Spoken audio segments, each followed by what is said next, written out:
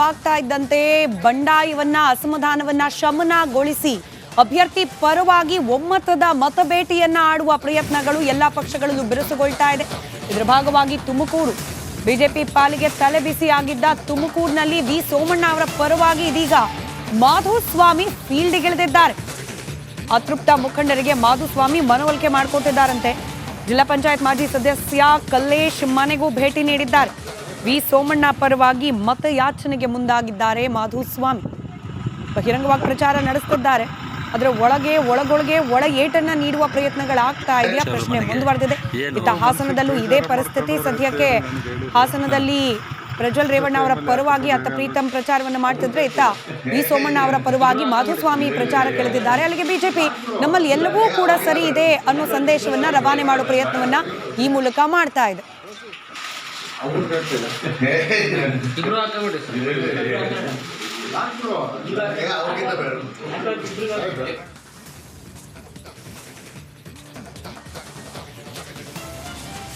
ನೋಡಿ, ಪದೇ ಪದೇ ಕಾಂಗ್ರೆಸ್ ಸರ್ಕಾರ ಪತನದ ವಿಚಾರಕ್ಕೆ ಸಂಬಂಧಪಟ್ಟಂತೆ ಹಲವರು ಭವಿಷ್ಯ ನುಡಿತಿದ್ದಾರೆ.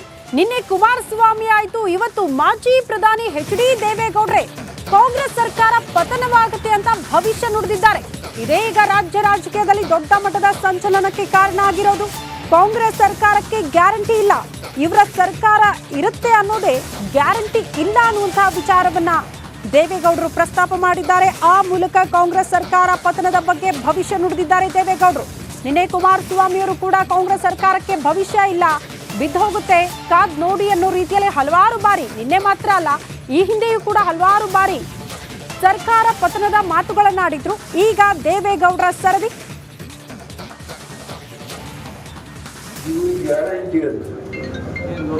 ಇವ್ರ ಸರ್ಕಾರನೇ ಗ್ಯಾರಂಟಿ ಇಲ್ಲ.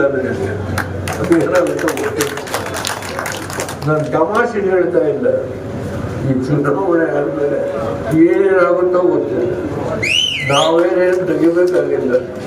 ಅದ್ರ ಪಡೆದು ಆ ಗ್ಯಾರಂಟಿಗಳಿದೆ. ನಾವು ಈ ರಾಷ್ಟ್ರದ ಅದಕ್ಕೆ ವಿಶ್ವದಲ್ಲಿ ತಲೆ ಎತ್ತಿ ನಿಲ್ಲುವ ಒಬ್ಬ ಶಕ್ತಿ ಇರತಕ್ಕಂಥ ಒಬ್ಬ ನಾಯಕ ಮೋದಿಯನ್ನ ಬಿಟ್ರೆ INDA ತೋರಿಸಿ ನೀವು. ಇವ್ರಿಗೆ ಗ್ಯಾರಂಟಿ ಅಂತ ಇವ್ರ ಸರ್ಕಾರನೇ ಗ್ಯಾರಂಟಿ ಇಲ್ಲ. ನನಗೆ ಅದೇನಾಗುತ್ತೋ ಗೊತ್ತಿಲ್ಲ. ನಾನು ತಮಾಷೆ ಹೇಳ್ತಾ ಇಲ್ಲ. ಈ ಚುನಾವಣೆ ಆದ್ಮೇಲೆ ಏನೇನಾಗುತ್ತೋ ಗೊತ್ತಿಲ್ಲ, ನಾವೇನೇನು ಇನ್ನು ಒಂದು ವರ್ಷದಲ್ಲಿ ನಾನು ನಿಮ್ಗೆ ಹೇಳ್ತೀನಿ, ನಿಮ್ಮ ಮುಂದೆ ಈ ರಾಜ್ಯದಲ್ಲಿ ಹಲವಾರು ಬದಲಾವಣೆಗಳು ಬರ್ತವೆ. ಮತ್ತೆ ನೀವು ಬೆಳೆಸಿರ್ತಕ್ಕಂಥ ನಿಮ್ಮ ಮಕ್ಕಳ ಪಾಲಿಗೆ ಈ ನಾಡನ್ನ ಸೇವೆ ಸಲ್ಲಿಸ್ತಕ್ಕಂಥ ಈ ನಾಡಿನ ಬಡವರಿಗೆ ಯಾವುದೇ ಜಾತಿ ಇರಲಿ ಎಲ್ಲರ ಒಂದು ಸ್ವಾಭಿಮಾನದ ಬದುಕನ್ನ ನೀವು ನಿರ್ವಹಣೆ ಮಾಡ್ತಕ್ಕಂಥ ರೀತಿಯ ಸರ್ಕಾರವನ್ನ ಇನ್ನು ಒಂದು ವರ್ಷದಲ್ಲಿ ತರ್ತಕ್ಕಂಥ ಒಂದು ದಿನ ದೂರ ಇಲ್ಲ. ಭಗವಂತ ಈಗೇನು ರಾಮನಾಥಪುರದ ಒಂದು ರಾಮನಾಥೇಶ್ವರಿಗೆ ರೇವಣ್ಣ ಅವರು ಪೂಜೆ ಸಲ್ಲಿಸಿ ಆಮೇಲೆ ಬನ್ನಿ ಅಂದರು, ಅಲ್ಲೋಗಿ ಪೂಜೆ ಸಲ್ಲಿಸಿ ಬಂದಿದ್ದೇನೆ. ಇನ್ನು ಒಂದು ವರ್ಷದಲ್ಲಿ ಈ ಬಗ್ಗೆ ಮತ್ತಷ್ಟು ಡೀಟೇಲ್ಸ್ ಅನ್ನ ಕೊಡ್ತಾ ಹೋಗ್ತಾರೆ ನಮ್ಮ ಪ್ರತಿನಿಧಿ ಖುಷ್ವಂತ್. ನೇರ ಸಂಪರ್ಕದಲ್ಲಿ ಜಾಯಿನ್ ಆಗ್ತಿದ್ದಾರೆ. ಖುಷ್ವಂತ್, ನಿನ್ನೆ ಕುಮಾರಸ್ವಾಮಿ ಆಯ್ತು, ಇವತ್ತು ದೇವೇಗೌಡರು ಕಾಂಗ್ರೆಸ್ ಸರ್ಕಾರ ಪತನ ಆಗುತ್ತೆ ಅನ್ನುವಂತಹ ವಿಚಾರವನ್ನ ಪ್ರಸ್ತಾಪ ಮಾಡ್ತಿದ್ದಾರೆ. ಅಂತಹ ಬೆಳವಣಿಗೆಗಳು ಏನಾದ್ರೂ ಆಗ್ತಾ ಇದೆಯಾ? ಯಾಕಿಂತ ಸ್ಟೇಟ್ಮೆಂಟ್ಗಳು ಪದೇ ಪದೇ ಹೊರ ಬರ್ತಾ ಇದೆ ಅಂತ? ಸ್ಮಿತಾ, ಈಗಾಗಲೇ ದೇವೇಗೌಡರು ಹೇಳಿರುವಂತಹ ಹೇಳಿಕೆಗಳು ಇಂದು ಸಾಕಷ್ಟು ರಾಜಕೀಯ ವಲಯದಲ್ಲಿ ಚರ್ಚೆಗೆ ಮತ್ತು ಕಾಂಗ್ರೆಸ್ ವಲಯದಲ್ಲಿ ಸಾಕಷ್ಟು ಚರ್ಚೆಗೆ, ಕಾಂಗ್ರೆಸ್ ವಲಯದಲ್ಲೂ ಕೂಡ ಸಾಕಷ್ಟು ಏರುಪೇರಿಗೆ ಕಾರಣ ಆಗುತ್ತೆ ಅಂತ ಹೇಳ್ಬೋದು. ಇವತ್ತು ಹಾಸನದ ಸಕಲೇಶಪುರ ಚಂಡಿಹಳ್ಳಿಯಲ್ಲಿ ದೇವೇಗೌಡರು ಮೈತ್ರಿ ಅಭ್ಯರ್ಥಿ ಪ್ರಜ್ವಲ್ ಪರ ಒಂದು ಸಭೆಯಲ್ಲಿ ಪ್ರಚಾರದ ಭಾಷಣದಲ್ಲಿ ಮಾತನ್ನ ಹೇಳಿದ್ದಾರೆ. ಈ ವೇಳೆ ಅವರ ಸನ್ನಿಧಿಯಲ್ಲಿ CT ರವಿ ಅವರು ಬಿಜೆಪಿ ನಾಯಕ ಅವರು ಕೂಡ ಇದ್ರು. ಈ ಸಮಯದಲ್ಲಿ ಅವರು ಹೇಳಿರುವಂತ ವಿಚಾರ ಅಂದ್ರೆ ನೇರವಾಗಿ ಅವರು DK ಶಿವಕುಮಾರ್ ವಿರುದ್ಧ ಮಾತನಾಡಕ್ಕೆ ಶುರು ಮಾಡಿದ್ರು. ಈ ಸಂದರ್ಭದಲ್ಲಿ ಈ ಗ್ಯಾರಂಟಿಗಳ ಬಗ್ಗೆ ನನಗೆ ಗ್ಯಾರಂಟಿ ಇಲ್ಲ, ಜೊತೆಗೆ ಈ ಸರ್ಕಾರ ಇರುತ್ತೆ ಅನ್ನುವಂತ ಗ್ಯಾರಂಟಿ ಕೂಡ ನನಗೆ ಇಲ್ಲ ಅನ್ನುವಂತ ದೇವೇಗೌಡರು ಹೇಳಿದ್ದಾರೆ. ದೇವೇಗೌಡರು ಈಗಾಗಲೇ ರಾಜಕೀಯ ಪಂಡಿತ ಅಂತಲೂ ಹೇಳ್ಬೋದು, ಯಾಕಂದ್ರೆ ಸಾಕಷ್ಟು ಹಿರಿಯ ರಾಜಕಾರಣಿ. ಹೀಗಾಗಿ ಅವರು ಹೇಳಿದಂತ ಮಾತನ್ನ ಅಷ್ಟು ಸುಲಭವಾಗಿ ತಳ್ಳಿ ಹಾಕ್ಲಿಕ್ಕೂ ಇಲ್ಲ ಮತ್ತು ಸಾಕಷ್ಟು ರಾಜಕೀಯ ವಲಯದಲ್ಲಿ ಚರ್ಚೆಗೆ ಕಾರಣವಾಗುತ್ತೆ. ಸರ್ಕಾರ ಇದು ಎಷ್ಟು ದಿನ ಉಳಿಯುತ್ತೆ ನನಗೆ ಗ್ಯಾರಂಟಿ ಇಲ್ಲ. ಜೊತೆಗೆ ಈ ಸರ್ಕಾರವನ್ನ ಯಾರು ತೆಗೆಯುವ ಅಗತ್ಯ ಇಲ್ಲ, ಅದರಷ್ಟಕ್ಕೆ ಅದೇ ಬಿದ್ದೋಗುತ್ತೆ ನೋಡಿ ಅನ್ನುವಂತ ಮಾತನ್ನ ಹೇಳಿದ್ದಾರೆ. ಜೊತೆಗೆ ಅವರ ಅಳಿಯ ಡಾಕ್ಟರ್ ಮಂಜುನಾಥ್ ಸ್ಪರ್ಧೆಗೆ ನಿಂತಿರುವಂತ ವಿಚಾರದಲ್ಲಿ DK ಶಿವಕುಮಾರ್ ಅವರು 3 ಜನ ಅದೇ ವ್ಯಕ್ತಿಯ ಹೆಸರನ್ನ ನಿಲ್ಲಿಸಿ ಅವರು ಚುನಾವಣೆಯನ್ನ ಮಾಡ್ತಾ ಇದ್ದಾರೆ. ಹೀಗಾಗಿ ಇಂಥ ಹೀನ ರಾಜಕಾರಣವನ್ನ ನಾನು ನೋಡಿಲ್ಲ. ಹೀಗಾಗಿ ದುಷ್ಟ ಸರ್ಕಾರ ಜಾಸ್ತಿ ದಿನ ಉಳಿಲಿಕ್ಕಿಲ್ಲ ಅನ್ನುವಂತ ಮಾತನ್ನ ಹೇಳುವ ಮುಖಾಂತರ ಎಲ್ಲೋ ಒಂದ್ ರೀತಿ ಕೇಂದ್ರದಲ್ಲಿ ಏನಾದ್ರು ಇನ್ನು 1 ವರ್ಷದಲ್ಲಿ ನಾನು ನಿಮ್ಗೆ ಹೇಳ್ತೀನಿ, ಇನ್ನು ಒಂದು ವರ್ಷದಲ್ಲಿ ನಾನು ನಿಮ್ಗೆ ಹೇಳ್ತೀನಿ, ನಿಮ್ಮ ಮುಂದೆ ಈ ರಾಜ್ಯದಲ್ಲಿ ಹಲವಾರು ಬದಲಾವಣೆಗಳು ಬರ್ತವೆ. ಮತ್ತೆ ನೀವು ಬೆಳೆಸಿರ್ತಕ್ಕಂಥ ನಿಮ್ಮ ಮಕ್ಕಳ ಪಾಲಿಗೆ, ಈ ನಾಡನ್ನ ಸೇವೆ ಸಲ್ಲಿಸ್ತಕ್ಕಂಥ ಈ ನಾಡಿನ ಬಡವರಿಗೆ, ಯಾವುದೇ ಜಾತಿ ಇರಲಿ, ಎಲ್ಲರ ಒಂದು ಸ್ವಾಭಿಮಾನದ ಬದುಕನ್ನ ನೀವು ನಿರ್ವಹಣೆ ಮಾಡ್ತಕ್ಕಂಥ ರೀತಿಯ ಸರ್ಕಾರವನ್ನ ಇನ್ನು 1 ವರ್ಷದಲ್ಲಿ ತರ್ತಕ್ಕಂಥ ಒಂದು ದಿನ ದೂರ ಇಲ್ಲ. ಭಗವಂತ ಏನು ರಾಮನಾಥಪುರದ ಒಂದು ರಾಮನಾಥೇಶ್ವರಿಗೆ ರೇವಣ್ಣ ಅವರು ಪೂಜೆ ಸಲ್ಲಿಸಿ ಆಮೇಲೆ ಬನ್ನಿ ಅಂದರು, ಅಲ್ಲಿ ಹೋಗಿ ಪೂಜೆ ಸಲ್ಲಿಸಿ ಬಂದಿದ್ದೇನೆ. ಇವ್ರಿಗೆ ಗ್ಯಾರಂಟಿ ಅಂತ ಇವ್ರ ಸರ್ಕಾರನೇ ಗ್ಯಾರಂಟಿ ಇಲ್ಲ ನನಗೆ. ಅದೇನಾಗುತ್ತೋ ಗೊತ್ತಿಲ್ಲ, ನಾನು ತಮಾಷೆ ಹೇಳ್ತಾ ಇಲ್ಲ. ಈ ಚುನಾವಣೆ ಆದ್ಮೇಲೆ ಏನೇನಾಗುತ್ತೋ ಗೊತ್ತಿಲ್ಲ, ನಾವೇನೇನು ತೆಗಿಬೇಕಾಗಿಲ್ಲ, ಅದನ್ನ ಮಾಡೋದು ಆ ಗ್ಯಾರಂಟಿಗಳಿದೆ.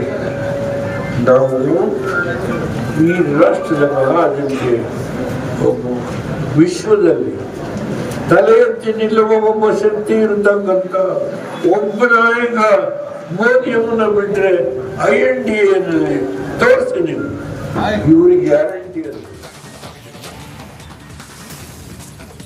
ಮೇ 7ನೇ ತಾರೀಕು ನಡೆಯುವ 2ನೇ ಹಂತದ ಮತದಾನ ಪ್ರಕ್ರಿಯೆ, ಅದಕ್ಕೆ ಸಂಬಂಧಪಟ್ಟಂತೆ ಅಭ್ಯರ್ಥಿಗಳ ನಾಮಪತ್ರ ಸಲ್ಲಿಕೆಯ ಭರಾಟೆ ಇವತ್ತಿನಿಂದ ಬಿರುಸುಗೊಂಡಿದೆ.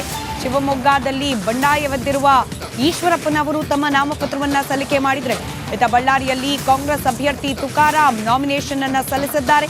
ದಾವಣಗೆರೆಯಿಂದ ಪ್ರಭಾ ಮಲ್ಲಿಕಾರ್ಜುನ್ ಉಮೇದುವಾರಿಕೆ ಸಲ್ಲಿಕೆ ಆಗಿದ್ರೆ, ಇತ್ತ ಕಲಬುರಗಿಯಿಂದ ಮಲ್ಲಿಕಾರ್ಜುನ್ ಖರ್ಗೆ ಅವರ ಅಳಿಯ ರಾಧಾಕೃಷ್ಣ ದೊಡ್ಡಮನಿ ನಾಮಿನೇಷನ್ ಸಲ್ಲಿಕೆ ಮಾಡಿದ್ದಾರೆ. ಕೊಪ್ಪಳದಿಂದ ಬಸವರಾಜ ಕ್ಯಾವತ್ತೂರ್ ನಾಮಪತ್ರವನ್ನ ಸಲ್ಲಿಸಿದ್ದಾರೆ.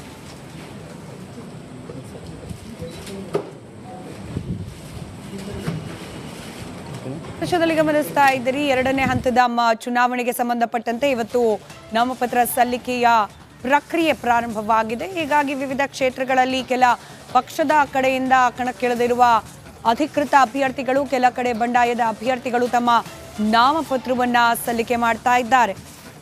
ಒಂದು ಕಡೆ ಈಶ್ವರಪ್ಪನವರು ಶಿವಮೊಗ್ಗದಿಂದ ನಾಮಪತ್ರವನ್ನ ಸಲ್ಲಿಸಿದ್ದಾರೆ, ಮತ್ತೊಂದು ಕಡೆಯಲ್ಲಿ ಪ್ರಭಾ ಮಲ್ಲಿಕಾರ್ಜುನ್, ಬೇರೆ ಬೇರೆ ಕ್ಷೇತ್ರಗಳಿಂದ ಅಭ್ಯರ್ಥಿಗಳು ನಾಮಪತ್ರವನ್ನ ಸಲ್ಲಿಕೆ ಮಾಡ್ತಿದ್ದಾರೆ.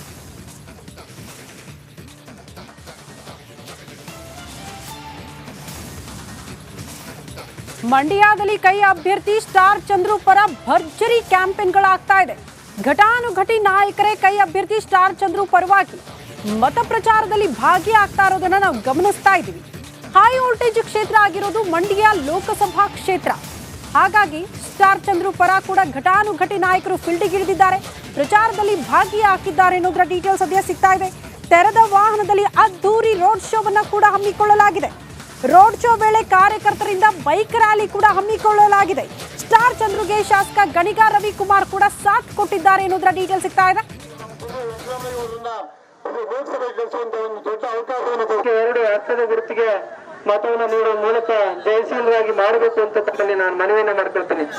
ತನಗಾಗಿ ನೋಡಿದಂತ ಕರೆಂಟ್ ಬಿಲ್ಲನ್ನ ಕಟ್ತಾ ಇಲ್ಲ ಮತ್ತು ನೀವು ಯಾರು ಮಹಿಳೆಯರ ಪರಿಸ್ಥಿತಿಯನ್ನ